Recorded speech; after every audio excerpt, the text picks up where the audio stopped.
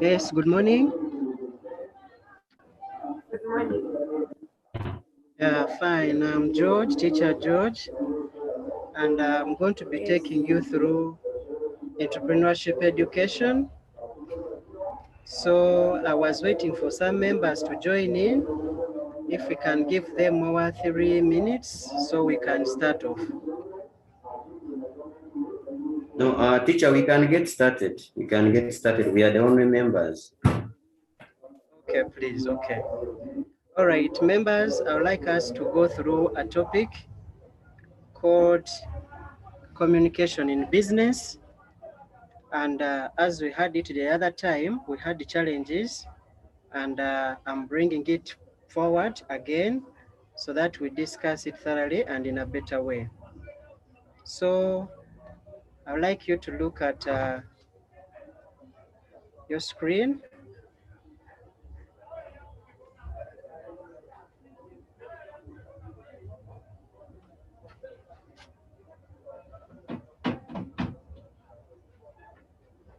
So we're going to be talking about communication skills in business, and communication skills is something that you cannot do without in business. Please share your screen properly.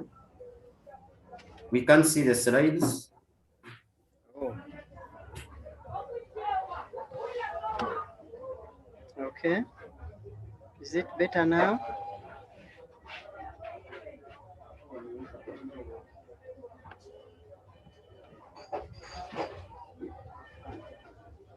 Is it better? Can you see them now? No, stop sharing and reshare. Sorry? First stop sharing, then you share the PowerPoint. Okay, please. Okay.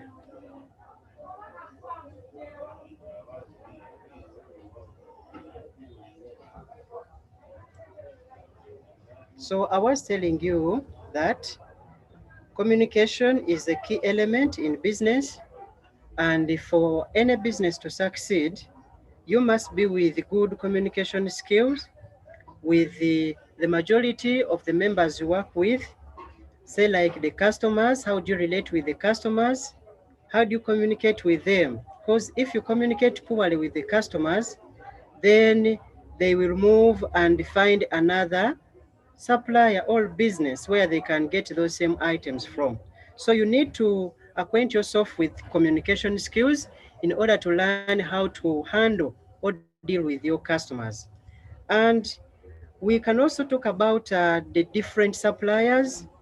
So the suppliers also do a part or play a part in our business, because these are the people who give us the different items, the raw materials. So you have to be communicating to them in a better way so that you remain with that good rapport with them. That's why we need to look at this topic called communication in business.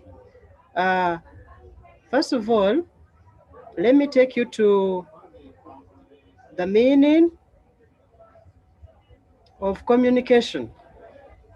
Some of you might already be having some hint about what communication is. And if you have an idea, you can share with us and we see what you have or what you already know about communication. Any idea? Communication is a process of exchanging information between the sender and the receiver. Yes, thank you. I can't see your name here. All right, but that's communication. It's all about exchanging of information between the sender and the receiver. That's good.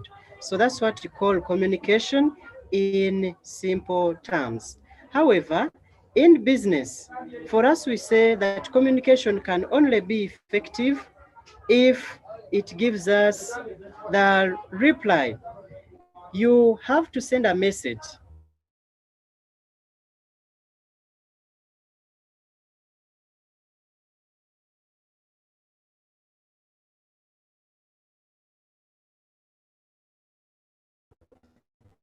We have the sender give in or to bring a reply or what we call a feedback. So we have the sender and we also have the receiver. So there must be that exchange of information. As for you are passing on the message, the receiver is bringing back the reply. That's what you call communication. And if you just talk, speaking to yourself, then that won't be communication because there won't be reply or feedback made. And that's the factor that distinguishes communication from the ordinary talking. When we move forward, somebody has already given us the meaning of communication, and that is fine. We can move with that. To continue, I would like to take you to another factor or another issue still under communication. When communication goes on, then there is what we call effective communication. There is what you call effective communication. And for us to say that communication is effective, then it should take this route. We say this is when the message sent by the sender is understood by the receiver. So you have to understand the message. Yes, you have to understand the message that the sender sent to you, and you understand it in the same sense that you also wanted, because you may pass on the message but the receiver understands a different thing. Yes, there are many words that are used and some people interpret them differently based on the regions where they come from or even the languages that they speak. So somebody may understand a different or may get a different meaning from the statement you pose or you passed on. So we should have what you call the same ground, so as to conclude that we had effective communication. Take an example. If you speak Runyankore and you say Stamahans, that one simply means that you sit down. But when you say you speak the same in Luganda, then it will be a different story. People will even laugh at you. So we are saying for communication to be effective, then you have to understand the message in the same sense as the sender sent it to you. Let's look at this. We have these two friends is posting a message. I say, your food smells delicious. And that is the message. That's the message she's passing on. Let's call this John and we call the other one Sarah. If Sarah is passing on a message that your food smells delicious, then John is the receiver this side. Then as John gets the message, he has to translate it and get the meaning of what really Sarah meant. And at the back of his mind, he's interpreting that what Sarah meant, that she wants to try a bit. Okay?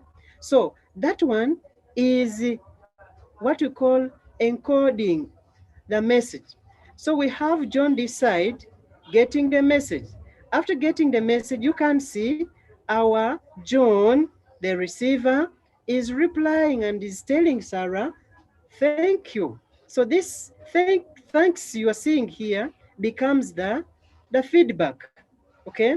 And we have this bit, she wants to try a bit. That means John, the receiver, is interpreting the meaning from what Sarah sent to him. That's what you mean by effective communication, that there must be a feedback or a reply. After passing on a message, then we should have a reply to the message. This one helps us to check that did the receiver understand the message the way we wanted it, or he understood a different thing. That's why a reply must be there all the time. Moving forward, we have what we call the principles of communication. Principles of communication. And we started by looking at what Mayra is saying. Before we come to Mayra's work, may I know from the members, what do you think a principle is? Or what do you understand by the term principle? What do you know about the term principle? Somebody to share with us? Daniela? Pardon? Yes. Pardon? Can you share with us, what do you know? What does it mean when you talk about a principle? What is a principle in your own way? Our principle. Yes, please. Um,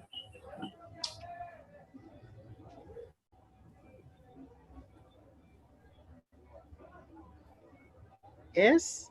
I'm We are not listening. sure. You are not sure. Okay. Yeah. Okay.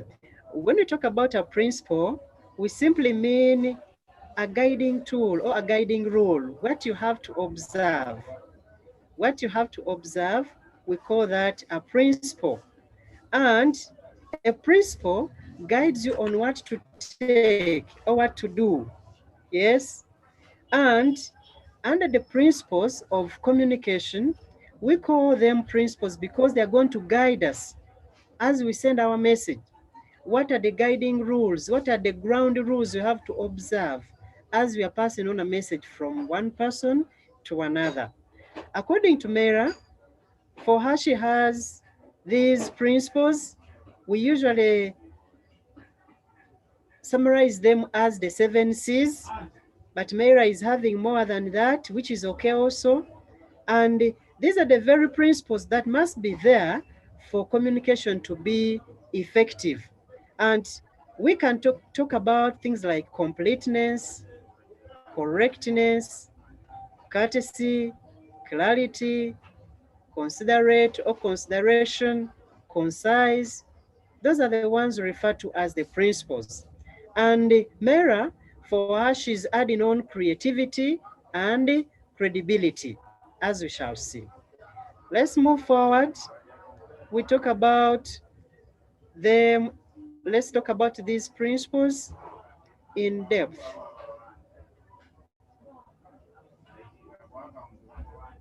Okay. The first principle is completeness or complete, that the message should be complete. When we talk about being complete, we say that the message should include all the necessary details. The message should include all the necessary details that the receiver needs to know. As you are passing on your message, make sure that you don't leave out anything that you want the receiver to know about. For example, if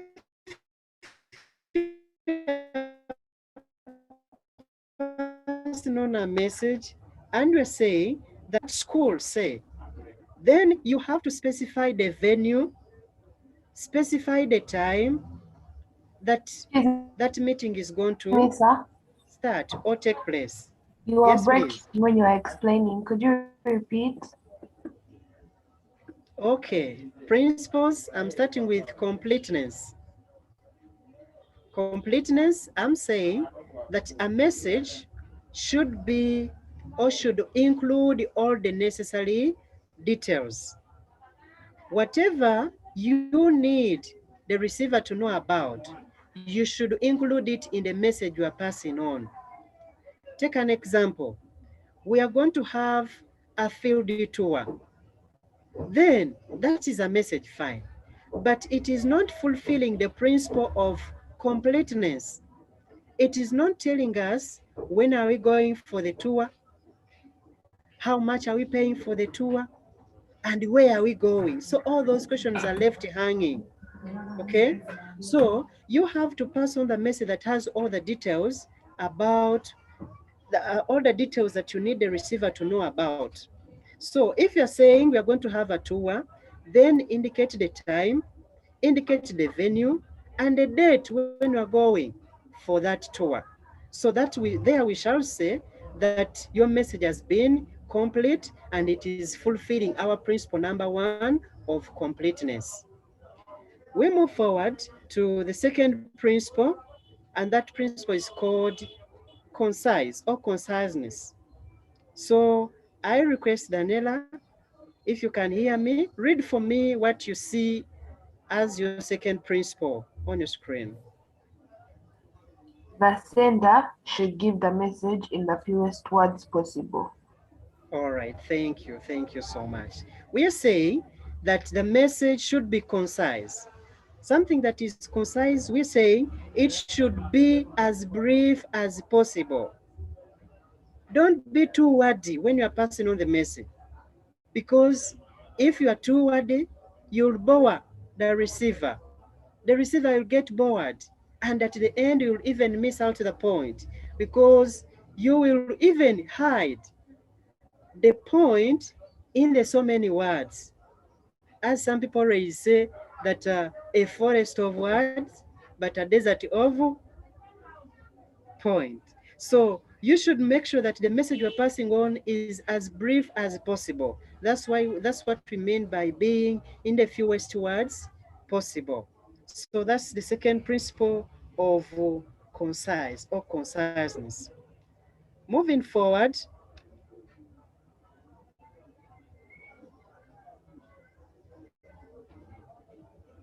we have principle number 3 that says correctness, that the message should be as correct as possible to avoid misconception. Being correct will mean that you should not tell a lie to the receiver, because when you pass on false information, then next time, if you bring correct information, the receiver will have quoted you as somebody speaking false. That is also another challenge with the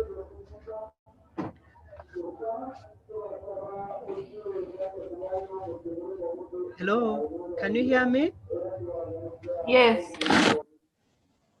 Okay, we are saying that number 3, there must be correctness in the message you are passing on.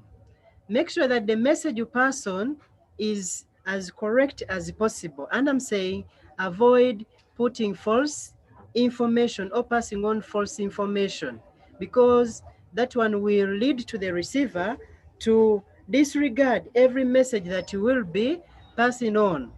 Okay? Make sure that the message you pass on has nothing but the truth. Because if the message is false, the next time you pass on that message, the receiver will just ignore you. Even when you are speaking the truth, he will just ignore you because he's used to the previous message, or he got used to the previous message you gave him that was false. That's why we're saying be correct to avoid misconception. Another thing I want to also to note is that, let me take you back to the previous slide.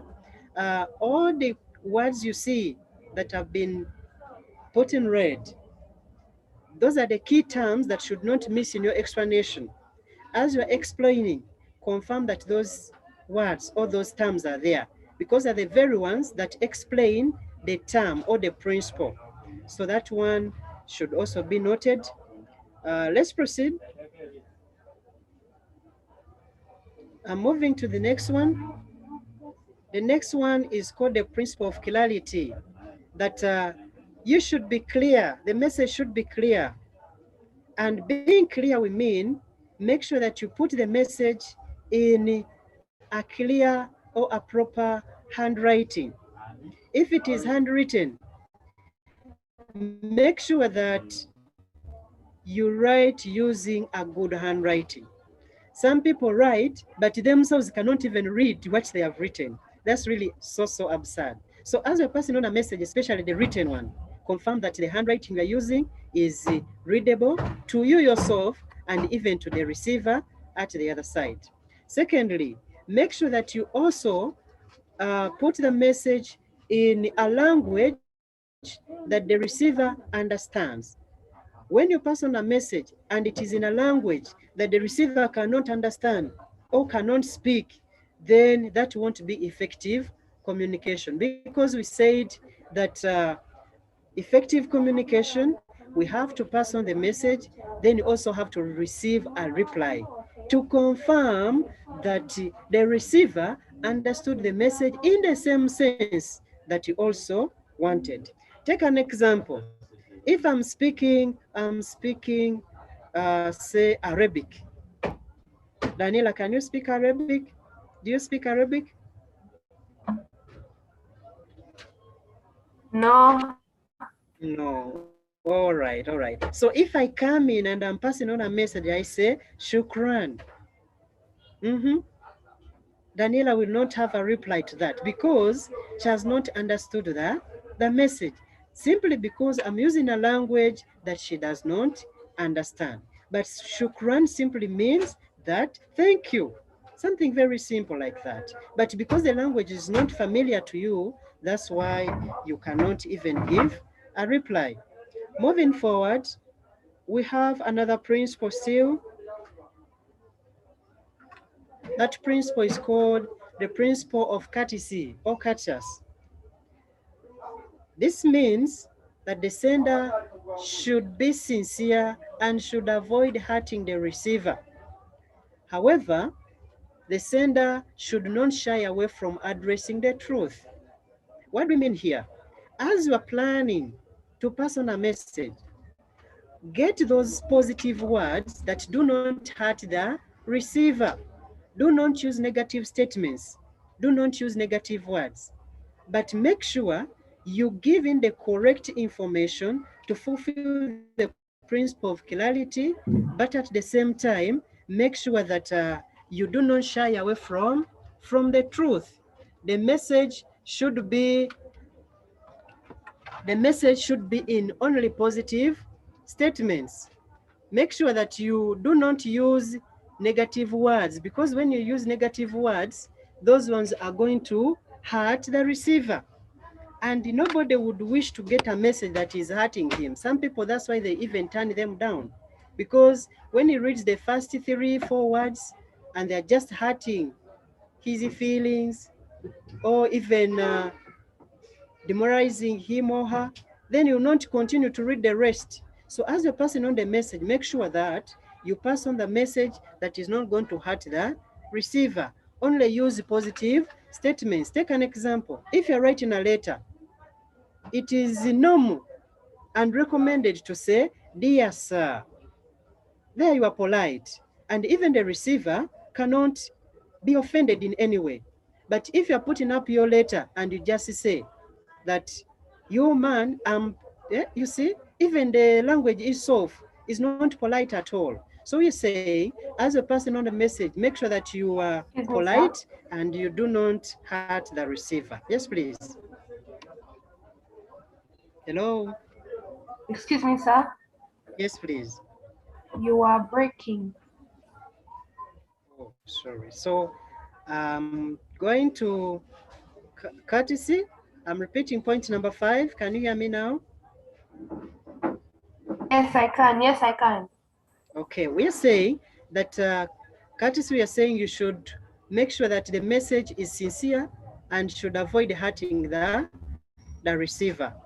That's what we've been talking about. And I was given an example that you should always use positive statements or positive words, and always avoid the negative ones, because those ones are likely to hurt the receiver. And we are saying you should not shy away from the truth or putting the point you want to pass on. Take an example that you're writing a letter and you're saying, "Dear sir."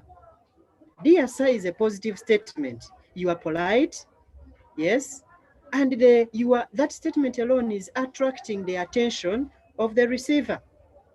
So he will continue to read the rest of your message because the first statements you put up were polite. But take an example. If you write your letter and you say that, "Your man, consider this and this," automatically the first statement you are putting up, you man, is not polite in any way. It's automatically going to hurt the receiver, and if the receiver is short-tempered, he will even end up not listening to your statement or your message. So that's what we've been talking about under principle number 5 of courtesy or courteous. I'm proceeding to principle number 6, and I prefer or I request that you read for me principle number 6.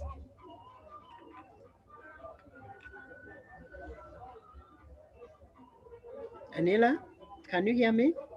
Yes. Yes. Read for me point number 6. The sender should have the receiver in mind. Okay, thank you. The sender should have the receiver in mind. That's what we mean by being considerate. What we mean is that you have the you in your mind. Here we mean have the you in your mind. What we mean here is that, always as a person on the message, make sure that you are the sender, yes, but also put yourself at the receiver's side. If you are the one receiving such a message, will it be pleasing or it will hurt you, as we have seen above? So you should also bear the receiver in mind. So the words you use, the terms you use, confirm that they're not going to hurt the receiver, they are going to be polite to him or her. Put yourself to the receiving side, even though you are the sender. Turn yourself to be the receiver as well. That if I'm the one receiving that message, will I understand it? Will it hurt me? That's what I mean by being considerate. And maybe another thing we can talk about here is that under considerate, put yourself in the shoes of the receiver. That is another scenario we can use. Put yourself in the shoes of the receiver. If you're using a term, some are fond of using bombastic words. If you're using those tough terminologies, if they are sending them to you, will you also be understanding the message? So that's what we mean by considerate. Umusiza nagamba nk'omukazi I move oba on to the next. yogi Yes, iwe please. nabwo hakiri hati Hello. Hello. Daniela, are you there? Yes. Okay, we proceed. We look at the next one. We talk about the next principle, and that principle is called concrete. Concrete, we say that the message should be precise, or specific to the point. What we mean here is that as a person on the message, make sure that you are specific or direct to the point. Do not beat around the bush. Pass on the message and let the point you are trying to pass on be clear and direct to the receiver. Do not hide your point in so many statements or so many words. And under this principle of concrete, we mean that do not be too general. Be specific to a certain point. And let's take an example. Let's say you are writing a letter and you are calling individuals for a meeting. But as you are calling them, you are not telling them the reason as to why you are calling that meeting. Yes, members will come, but they will all be green. They don't know what they are going to talk about. And remember, it is always better to brief somebody in advance so that he comes when he or she is prepared. So we are saying, always be specific to the point. Do not incorporate so many points or so many issues in the statement you're passing on, in the message that you're passing on. So that's why we are saying, always make sure that you are specific or direct to the point. Moving forward, we have another principle. That principle is called environment. The first 7 are the 7 C's, as I told you before. Then we also have another one that is called environment. As a principal, you should also consider when passing on the message. Daniela, kindly please read for me principle number 8.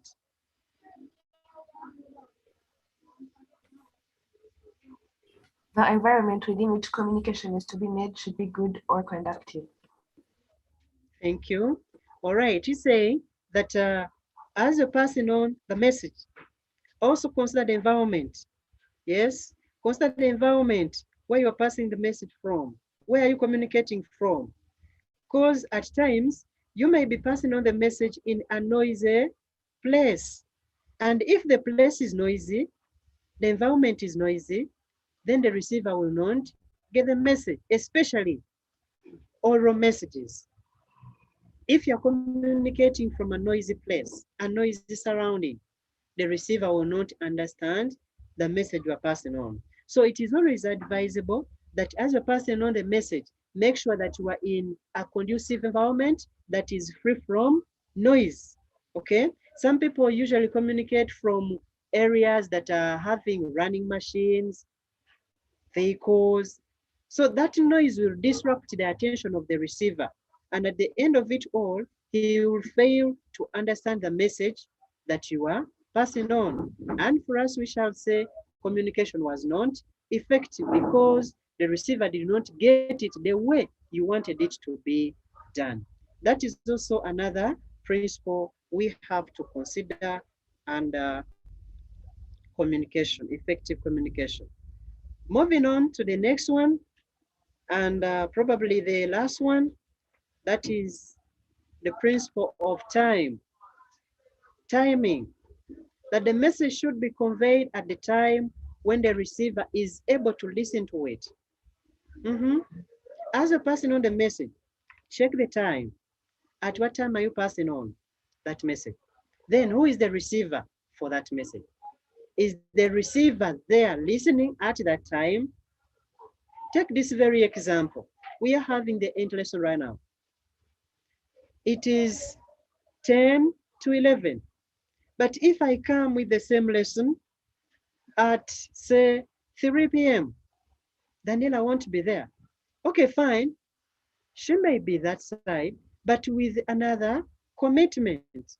So also consider the time at which you're passing on the message so that you pass on the message at the time when the receiver is ready to listen or is there to pass on the message. This one, in most cases, moves on to adverts that we pass on radios, on TV. If you're passing on a message, especially to the youths, and it is school time, unfortunate that we are still at home this time round. But if you're passing on the message is specifically for the youths who are supposed to be at school or school goers, and you're passing on that message at, say, like at 2. At 2, the learners and the students are not there to get the message you are passing to them. So that means the message will go be unattended to because the intended receiver was not there at that particular time. Another example you can use here still, we talk about the farmers. If you're passing on the message to the farmers, maybe there is a new pesticide you are bringing on. You are passing on the message at 9 a.m. Yes, some farmers move with their small radios to the gardens, but some don't. And that means by the time you pass on that message, the farmers are not at home to listen to the message you are passing on. They're in their gardens. So you're saying, as you are designing a message, make sure you pass on the message at the right time when the receiver is ready or even able to receive the message you are passing on. Those are the principles of communication, and we usually summarize them as the seven C's. Before we move on, can you Just list for me only two that you remember from what we have just discussed.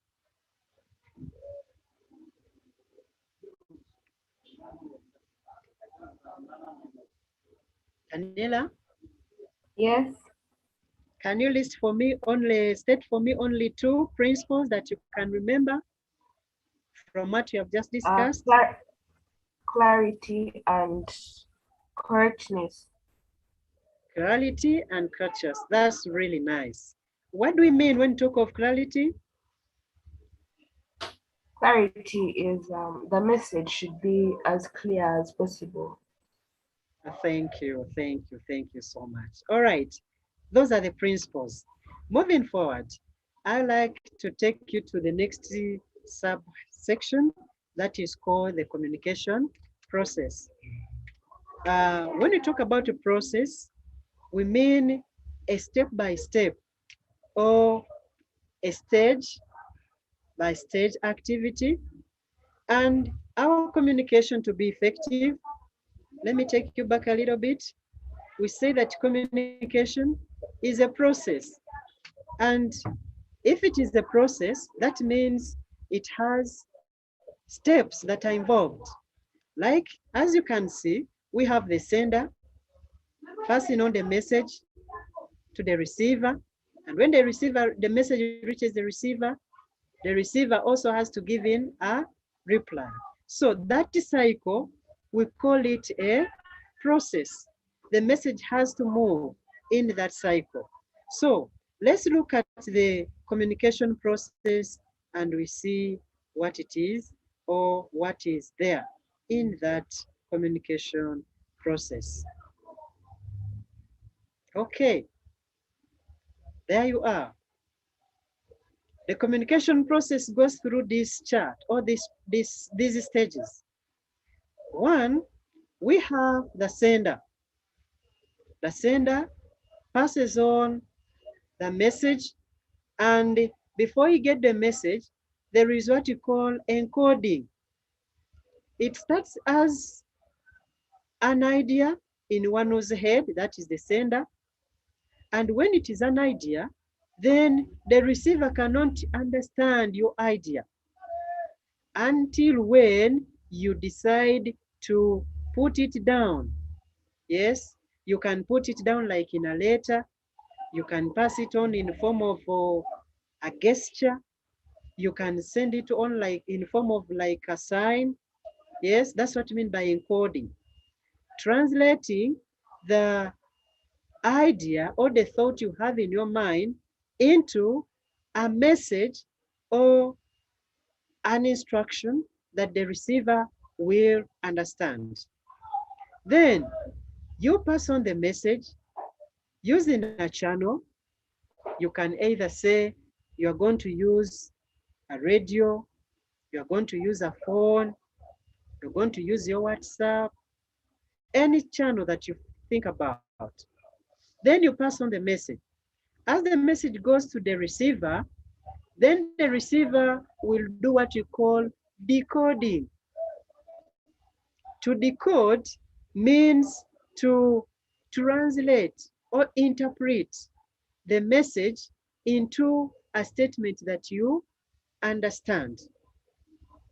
This receiver has to translate or to interpret the message. For you, you passed it on, but still, even the receiver has to translate this message in order to know what you really meant in that message. Take an example. Somebody, we had, let me take you this side. We had Sarah and John this side. Sarah had a message.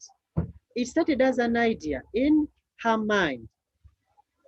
After looking or after feeling John is full, maybe because of the aroma or just because of the ingredients that she saw, then she came up with an idea or she came up with a message that your food smells delicious. That's the message already, but it started as an idea. But due to the fact that now Sarah is speaking out orally the message to John, then Sarah's message in form of words, we call that a message, and that's what Sarah has encoded. Hope you can see this. Sarah has encoded the message into words or statements that John can understand. And after passing on the message orally, as we have seen, then we have John. Let me take you back to John. John. Okay. John is here. After John receiving the message, he had to interpret it. Hope you can see this part.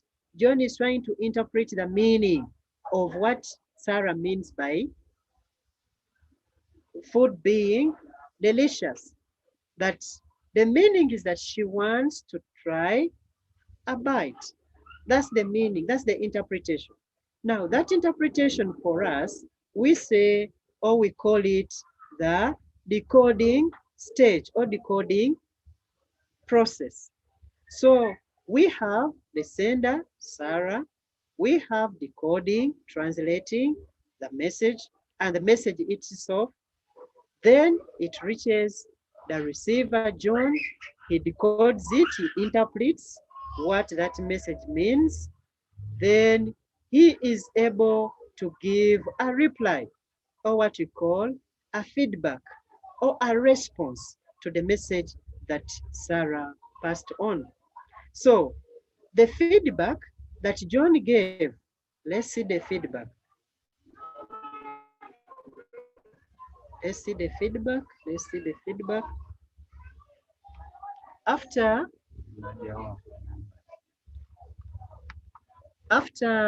John getting the message, he interpreted it, and he is giving a reply. He's giving a reply to Sarah. And he's telling Sarah that, thank you or thanks. Okay? That means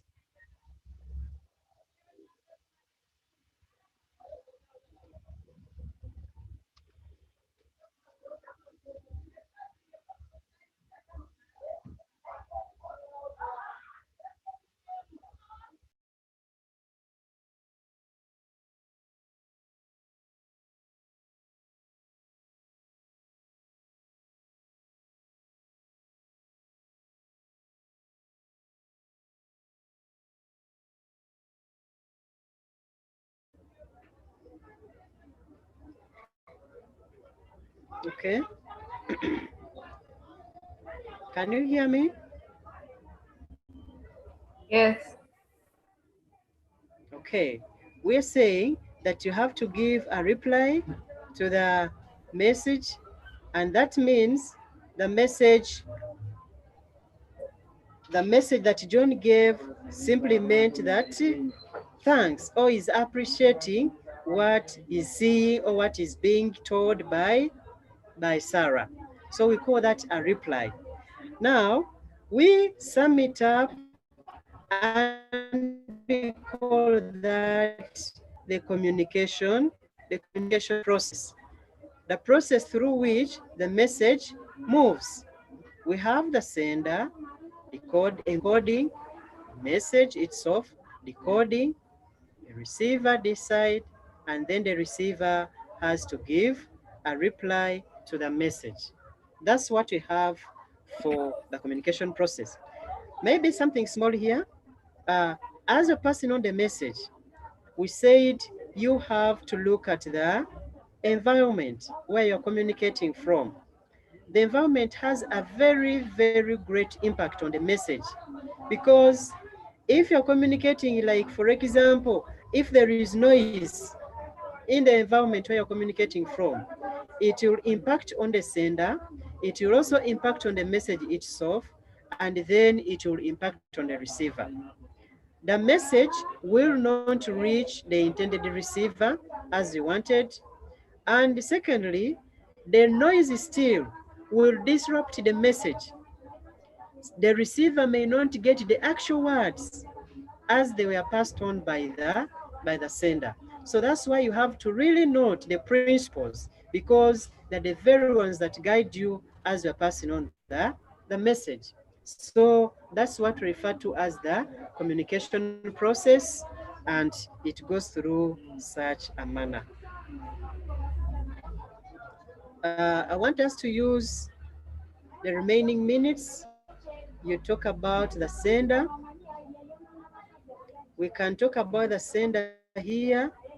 Specifically, the sender, we mean the very person passing on the message, or we call that person the source, the origin. Where is the message coming from? Yes, we call that the sender, and is the very person who initiates the idea of the message you would like to pass on. So we call that the source or the origin of the message. And secondly, in our process, we had encoding as the second stage. We say that encoding, this is when the receiver translates the idea into some symbols or characters. For example, words and any other. Some put them in form of pictures, provided the receiver will understand the message. Then for us, we have no problem with the way you encode your message. So that's what I mean by encoding of the message. And that's what I had for you. I suggest that we go to the group. That's where the exercise will be for you to try out. Unless there is a question, I would wish to move on or stop from here.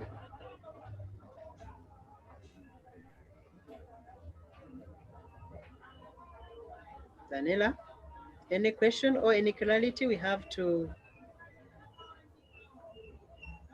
explain more? Yes, sir. Pardon? Any clarity or any question? Any question you would like to put up or anything that is not clear? No, sir. Hello? No, sir. All right, all right, all right. Charles, anything more? Okay, thank you. We meet. The exercise will be in our group on WhatsApp. I'll forward it to you. Thank you. Thank you, Mr. George. Welcome.